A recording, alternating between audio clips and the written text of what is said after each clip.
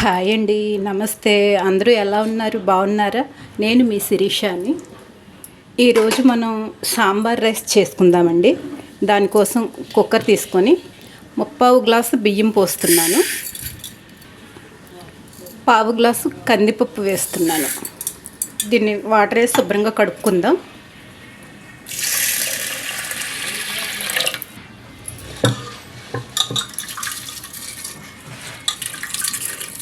కడిగి నీళ్ళు పంపేద్దాం. ఇప్పుడు దీనిలో 4 గ్లాసులు వాటర్ వేద్దాం.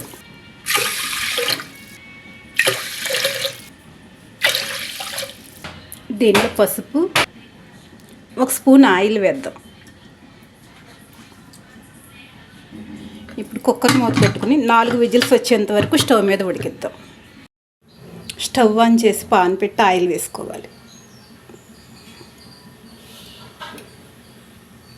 చితకొట్టిన వెల్లుల్లి రెబ్బ వేయాలి, 2 ఎండుమిర్చి, కొంచెం ఆవాలు, కొంచెం జీలకర్ర, కొంచెం మెంతులు వేసి వేయించాలి.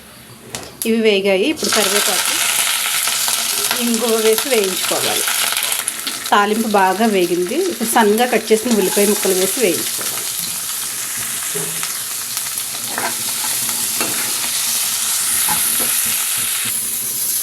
ఉల్లిపాయ ముక్కలు వేగాయి. ఇప్పుడు దీనిలో అల్లం వెల్లుల్లి జీలకర్ర దంచిన కొంచెం పేస్ట్ వేస్తున్నాను. ఇది కూడా పచ్చివాసన పోయేలా వేయించుకోవాలి. ఇప్పుడు దీనిలో ఒక్కొక్కటిగా కూరగాయ ముక్కలు వేసేద్దాం. సొరకాయ ముక్కలు, అలాగే ములక్కాడలు,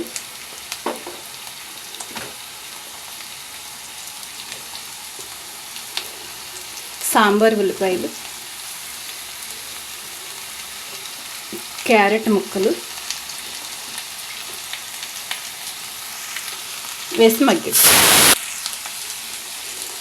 పచ్చిమిర్చి ముక్కలు, వంకాయ ముక్కలు, టమాటాలు కూడా వేసి మగ్గిద్దాం. దీంట్లో అన్ని రకాల కూరగాయలు వేసుకోవచ్చు. అలాగే తీపి గుమ్మడి చిలగడదుంప ముక్కలు ఉంటే చాలా బాగుంటుందండి. అవి లేక నేను వేయలేదు. ఇవి ఉంటే కనుక ఖచ్చితంగా వేసుకోండి. దీన్ని మూత పెట్టి మగ్గిద్దాం.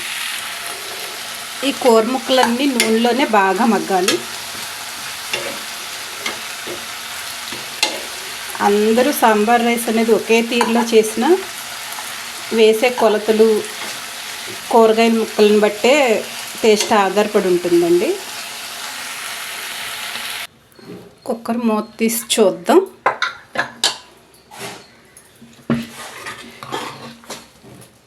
రైస్ బాగా ఉడికింది. దీన్ని ఒకసారి బాగా కలుపుకుని పక్కన పెట్టుకుందాం.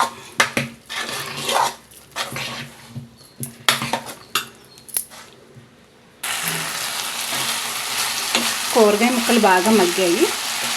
ఇప్పుడు దీనిలో ఒక నిమ్మకాయ సైజు అంత చింతపండు నుంచి తీసిన చింతపండు రసం వేస్తున్నాను. 1 స్పూన్ కారం, కొంచెం పసుపు, రైస్కి సరిపోయేంత ఉప్పు, 1 స్పూన్ సాంబార్ పొడి, కాస్త బెల్లం. దీన్ని బాగా ఉడకనిద్దాం. ఈ కూరగాయ ముక్కలన్నీ పులుసులో ఉడికేలాగా ఉడికిద్దాం. పులుసు బాగా ఉడికింది. ఇప్పుడు దీనిలో కుక్కర్లో ఉడికించిన రైస్ వేసేద్దాం.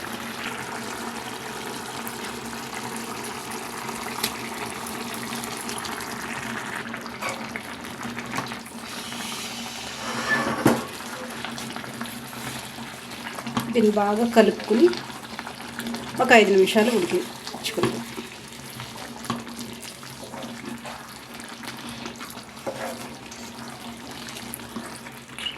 ఇది కొంచెం గట్టిగా ఉంది కదండి. వేడి నీళ్ళు వేద్దామండి. మరిగించిన వేడి నీళ్ళు వేసుకుంటే జారుగా ఉంటుంది. మనకి ఎంత జారుగా కావాలో అన్ని నీళ్ళు వేసుకోవాలి.